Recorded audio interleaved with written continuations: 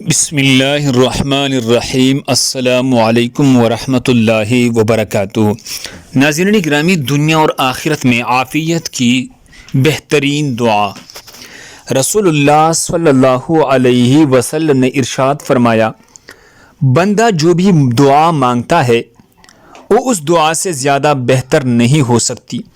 وہ دعا مبارک یہ ہے، اللہم انی اسألک المعافات فی الدنیا والآخرہ، اللہم انی اسألک المعافات فی الدنیا والآخرہ، اے اللہ میں تجھ سے دنیا اور آخرت میں عافیت چاہتا ہوں۔ سنن ابن ماجہ حدیث نمبر 3851۔ اللہ ہم سب کو اس پر عمل کرنے کی توفیق عطا فرمائے۔ دوسری مسلمانوں کے فائدے کے لیے آگے ضرور شیئر کریں۔ مزید خوبصورت دعاؤں کے لیے ہمارے چینل کو سبسکرائب کریں۔ جزاکم اللہ خیر۔